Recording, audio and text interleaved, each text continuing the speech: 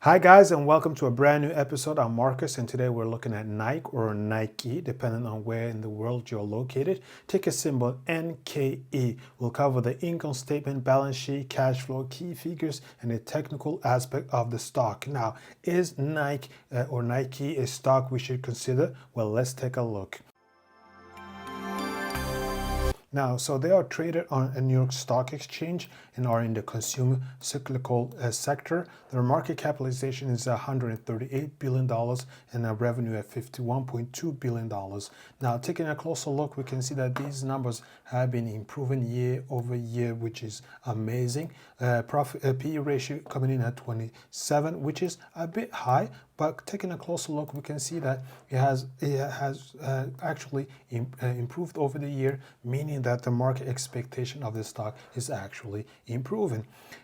Price to sales ratio at 2.6 and price to book value at 9.8. Looking at together with the PE ratio, making the stock a bit overvalued. Now, they do pay a dividend of 41 cents per share and have a effective return of 1.4%.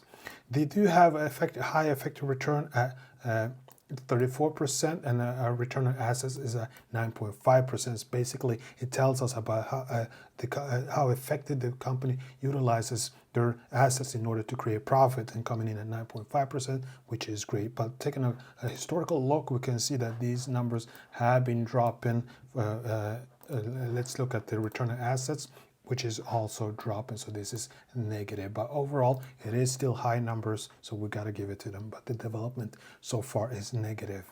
Now, looking at the stock price, it's currently traded at $104 per share.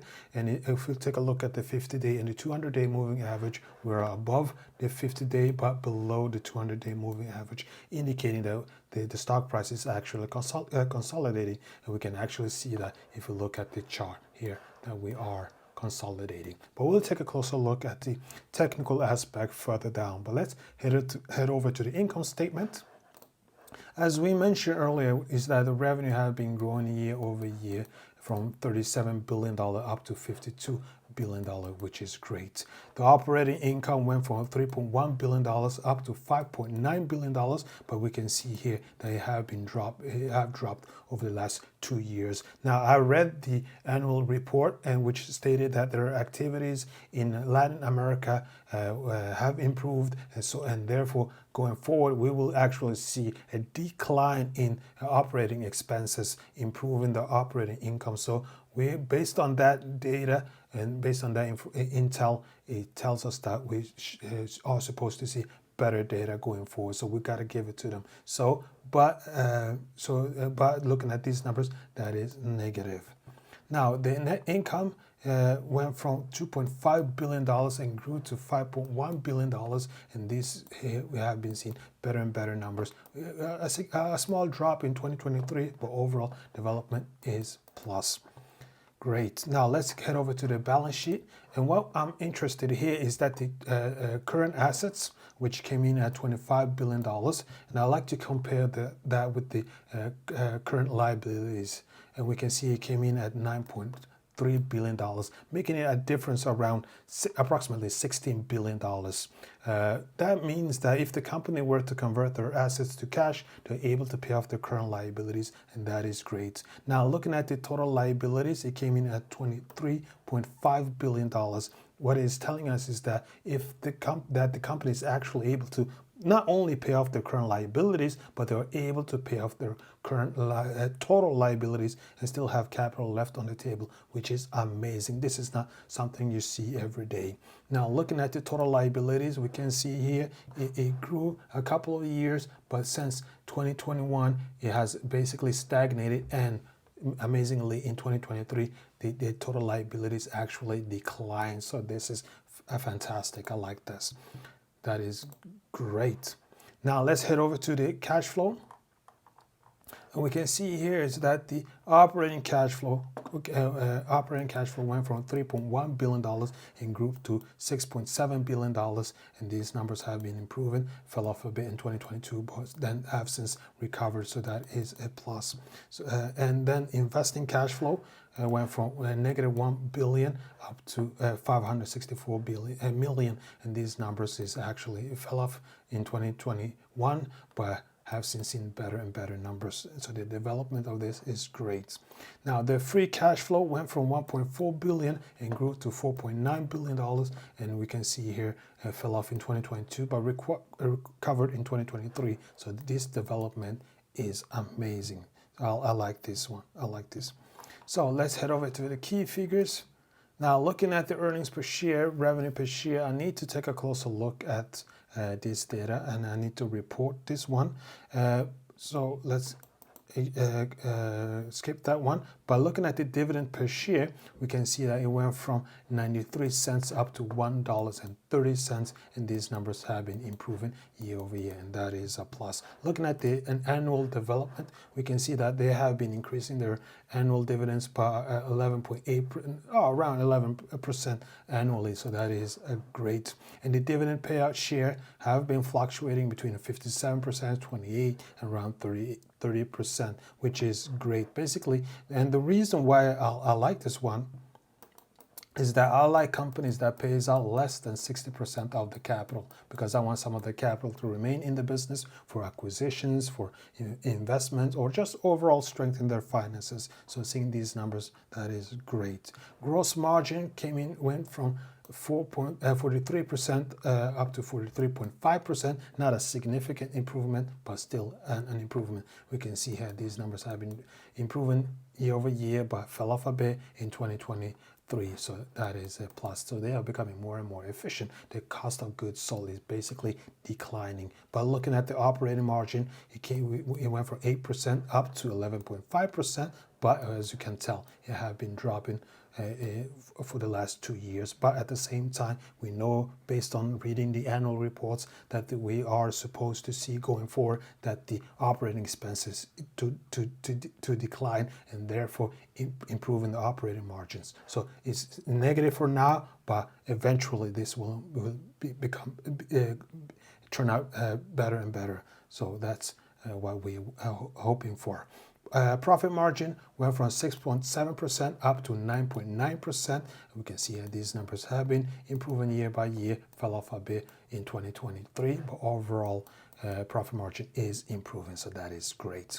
Return on equity, it tells you about how the company's ability to create return on your equity, the capital you're about to invest in them, and seeing that these numbers have been improving, fell off a bit the last 2 years, so that is negative. Negative. And the same thing here, return on assets, it fell off a bit the last 2 years, so that is also negative. But at the same time, these are great numbers, but the trend is negative. But at the same time, we need to compare these numbers across the industry and see how is Nike actually doing compared to the competitors. Solidity, looking at the financial strength for the long term, we can see it went from 7.9% up to 37%, and these numbers have been improving year over year. Fell off a bit in 2023, but overall trend is positive. Balance sheet liquidity, we can see here, fell off in 2020, 2021 improved again, and improved and then fell off a bit. Overall fluctuation here, I would like to see more stable development, so that is negative, but still this is great numbers. Debt ratio went from 5.2 down to 1.6, and these numbers have been dropping year over year, so that is great. It increased a bit in 2023, but overall trend is positive. Basically, in 2023, with a debt ratio 1.6, that means that the company had 1.6 times more debt than equity, and seeing that these numbers have been dropping year over year, that is just great. Working capital, it went from 0.5 down to 0.4, and we can see that these numbers have been fluctuating. Basically, it means that the difference between the current assets and the current liabilities is actually diminishing, but at the same time, we saw earlier that the difference between the current assets and the current liabilities was around approximately $16 billion. So it's still a huge number, but at the same time, we'd like to see the gap increase. But overall, this is negative, but even though the difference is still huge. Capital turnover went from 0.8 down to 0.7, and we can see here that it increased a couple of years and then fell off a bit in 2023, but overall trend is positive. Guys, we have gone through the income statement, balance sheet, cash flow, key figures. Now let's take a look at the technical aspect of the stock. So guys, here we have the chart. We have gone through this stock before. If you want to take a look at previous videos, please make sure to check that out. But now we're looking at the stock as you guys have seen the stock have decreased a lot and now is more or less consolidating. But we at the same time we can actually see that we are seeing higher lows, and we are at a significant key area right now, around $104 per share. As you can see, we have been here before, touched these levels before, and these have been strong support line and also resistance line, and these are key areas. So we saw that the PE ratio have been increasing year over year, and that means that we should see momentum, should see market expectation, and should see investors coming in and pushing the stock price even higher. We are actually seeing that they have good fundamentals, which should drive the numbers even higher. But at the same time, there are uncertainty there.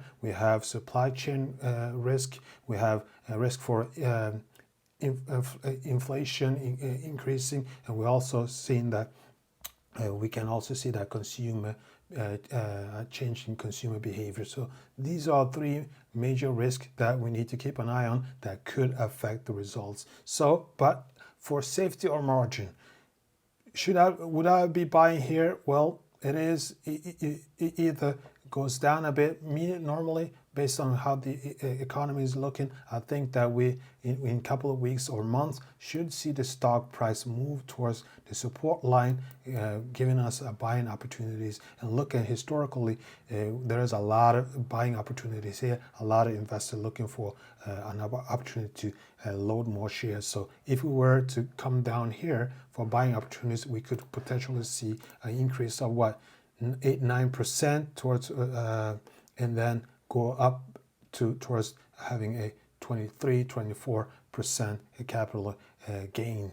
At the same time, keep on gaining dividends while holding those shares. So for marginal safety, I would like to see the stock price actually move towards the $96-97 per share level before entering the stock and reducing the risk of improving my safety margin before jumping in, because the numbers are looking good, but the fundamentals are also there, but the geopolitical risk is still lingering. And then we've seen the ECB holding interest rate unchanged. The Fed is also holding the interest rate unchanged, waiting for the inflation numbers to go down, go to the 2% level, and then we might see see interest rates decline, and then we'll see a lot of activities coming back to the stock market, pushing a lot of other stocks up, not only the Magnificent Seven.